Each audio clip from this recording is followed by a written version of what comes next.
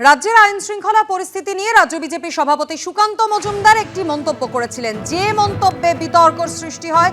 আর এবার সুকান্ত মজুমদারের বিরুদ্ধে এফআইআর রুজু করে তদন্ত শুরু, এমনটাই পুলিশ সূত্রে খবর। বটতলা থানায় ইতিমধ্যেই এফআইআর দায়ের হয়েছে। এই বিষয় নিয়ে বিস্তারিত জানবো, সরাসরি কথা বলে নেব। টেলিফোন লাইনে রয়েছেন প্রতিনিধি পার্থপ্রতিম ঘোষ। পার্থপ্রতিম, বটতলা থানায় যে অভিযোগ দায়ের হয়েছে সেখানে ঠিক কি উল্লেখ রয়েছে?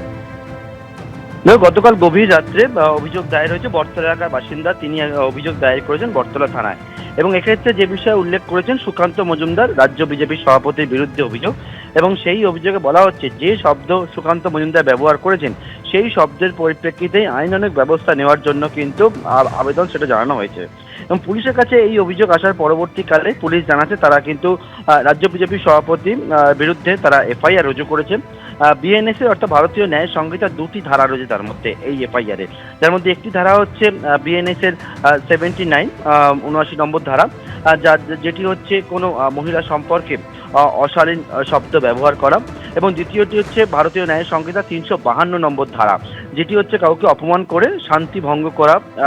এই দুটি ধারায় মামলা রুজু হয়েছে। দুটি তোমায় বলবো জামিনযোগ্য ধারা, তাই পুলিশ জানাচ্ছে এই দুটি ধারায় মামলা রুজু করে তারা বর্তমানে তদন্ত প্রক্রিয়াকে শুরু করেছেন এবং তদন্ত শুরু করেছেন।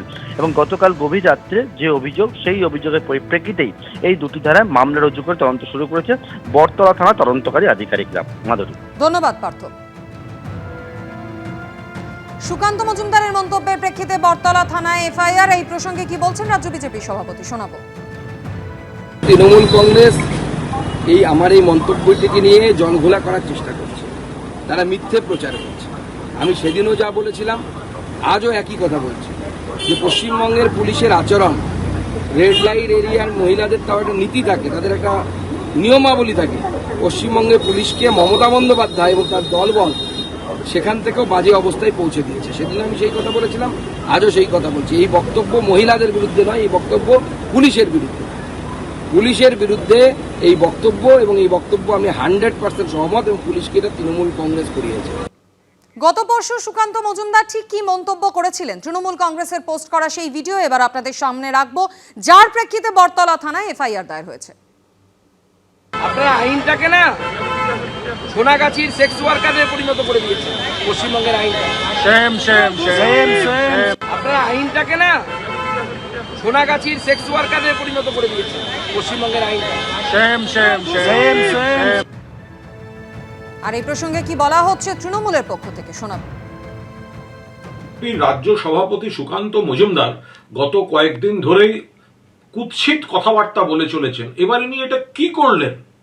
উনি চিৎকার করে অপমান করছেন সোনাগাছির সেক্স ওয়ার্কার বলে, তাদের নিম্নমানের দৃষ্টিতে দেখে তিনি একটা রাজনৈতিক তুলনা দিয়ে একটা বিকৃত বিবৃতি দিলেন।